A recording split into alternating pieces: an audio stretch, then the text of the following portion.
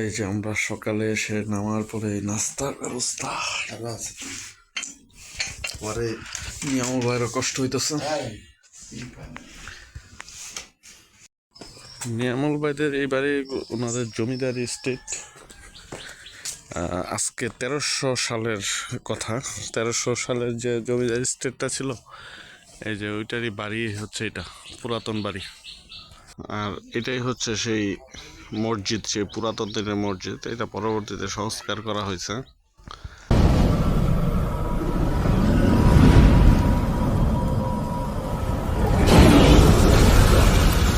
Hello guys, আমি চলে আসছি আব্দুল্লাহপুর এবং আব্দুল্লাহপুর থেকে আজকে চলে যাব বরিশাল। এবং বরিশালে এই প্রথম কোনো ট্যুর দিচ্ছি। আমার ইচ্ছে ছিল লঞ্চে যাওয়ার, বাট আমি যাচ্ছি নিয়ামুল ভাই, আমার আরেকটি ভাই, এবং আমরা তিনজন একসাথে যাচ্ছি বরিশাল।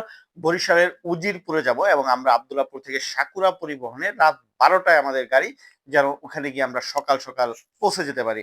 তো রাত 12টায় চলে আসছি, গাড়িও এসে রেডি হয়েছে, 15 মিনিট ব্রেক আছে, আমরা এখান থেকে উঠে যাব, উঠে চলে যাব। তবে আমার এর আগে ফরিদপুর পর্যন্ত যাওয়া হয়েছে এই পদ্মা সেতু দিয়ে, যেহেতু পদ্মা সেতুর উপর দিয়ে যাব এবং বরিশালে যাব। বরিশালের ফার্স্ট ট্যুর প্রথমেই বলে নিলাম।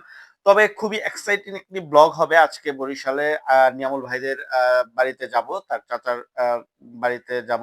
তো সেই ক্ষেত্রে নিয়ামুল ভাইরা যেহেতু ঢাকায় থাকেন, তার চাচার বাড়িতে যাব এবং বরিশালের অনেক কিছু দেখাবো। এই ব্লগে যদি সম্পূর্ণ নাও দেখাতে পারি, নেক্সট ব্লগেও আপনারা অবশ্যই দেখতে পারবেন। আমাদের সাথে থাকবেন, টুরাটুনি ব্লগকে সাপোর্ট দিয়ে রাখবেন।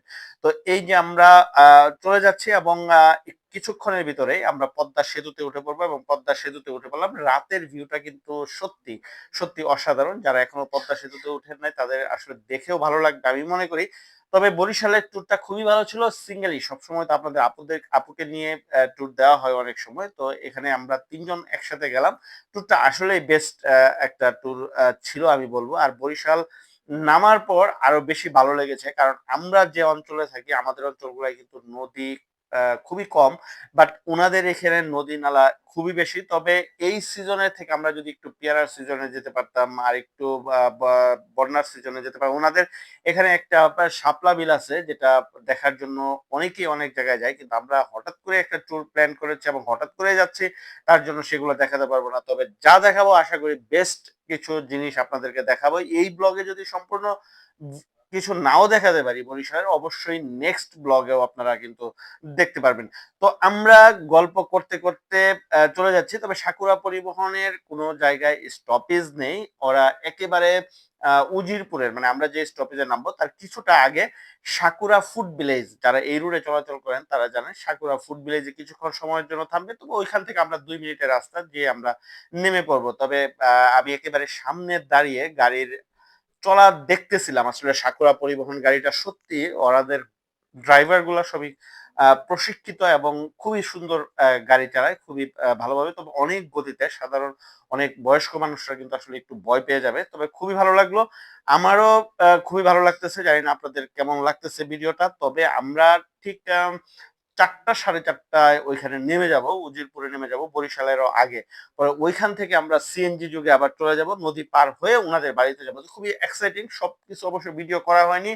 তবে রাতের জার্নিটা আসলে ভালো লাগে। আমরা ফেরার পথে দিনের বেলায় ফিরবো, তবে রাতের জার্নিটা সত্যি ভালো লাগে। দিনের জার্নিটা যানজটটা বেশি থাকে। তো সেই ক্ষেত্রে রাতের এই যে সাকুরা ফুড ভিলেজ, যারা এই রুটের যাত্রী, যারা বরিশালের যাত্রী, তারা তো এই ফুড ভিলেজটা চিনেনি। তবে এখান থেকে একটু সামনে গিয়েই কিন্তু আমরা জাস্ট নেমে পড়বো। এখানে নিয়ামুল ভাই একটা সন্দেশ খাওয়ালো, সন্দেশটা সত্যি অনেক টেস্ট। নিয়ামুল ভাই নাকি এখানে আসলে সব সময় এই সন্দেশটা খেয়ে থাকে। যাক, আপনারা ওয়েট করুন নেক্সটে কি আরো আছে দেখার জন্য। 5 hours later. যাক, বাসায় এসে ফ্রেশ হয়ে একটা ঘুম দিয়ে 4-5 ঘন্টা পরে উঠে দেখি আন্টি এবং নিয়ামুল ভাইয়ের চাচাতো বোন, ছোট চাচাতো বোন, সে সব নাস্তা রেডি করেছে। রুটি, ভাজি, ডিম পোচ, অন্যান্য নাস্তা সব রেডি করেছে। তো আমরা জাস্ট নাস্তাটা খেয়েই বের হব।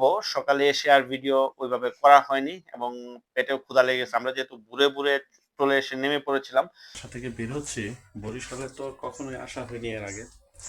তো দেখবো, যেহেতু নদী খালে বিল হচ্ছে বরিশাল, তো নদী আমরা ওইরকমভাবে নদীতে যাওয়া হয় না। তবে আমার ইচ্ছে ছিল লঞ্চে আসা, কিন্তু যাক বাসে আসছি। লঞ্চেও যাবো দেখি। তো বরিশাল ঘুরে দেখাবো, আর বরিশালের ডাব নাকি খুব মিষ্টি। তো নিয়ামুল ভাই বলতেছে যে চলেন গিয়ে বরিশালের ডাব পেরে খাওয়াবো।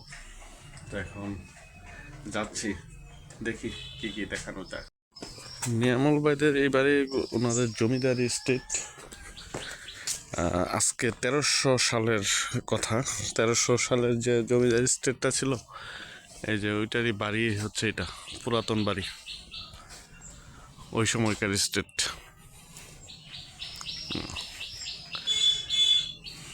1300 সালের বাড়ি এটা। পরবর্তীতে এটা নতুন করছে।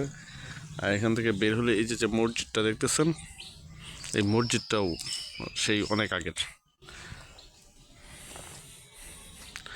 তো ওনার দাদার দাদা হচ্ছে জমিদার ছিল।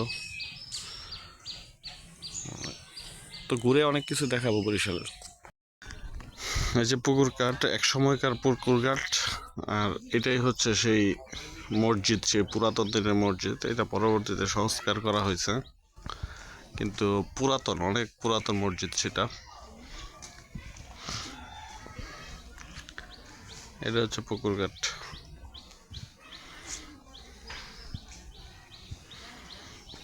এটা হচ্ছে গুরুস্থান। তবে রাতে ভোরে যখন আসছি, তখন আপনার নদীর পার, আসলে এখানে তো বরিশালে নদী বেশি, বানারীপাড়া এরিয়া। এটা হচ্ছে বানারীপাড়া এরিয়া। তো এই যে এই দিক দিয়েই একটু সামনে যেতে হয় আর কি।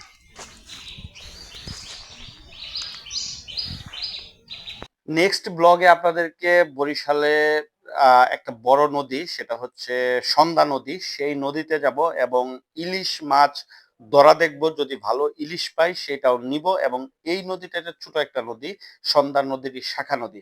তো আজকের ভিডিওটি যদি ভালো লাগে অবশ্যই লাইক দিয়ে সাবস্ক্রাইব করে পাশে থাকবেন। নেক্সট ভিডিও দেখার আমন্ত্রণ জানিয়ে আজকের মতো এখানেই বিদায় নিব। আশা করি আমাদের ভিডিওগুলো আপনাদের ভালো লাগবে। সবাই ভালো থাকবেন, সুস্থ থাকবেন, ভালো রাখবেন কাছের মানুষকে। আল্লাহ হাফেজ।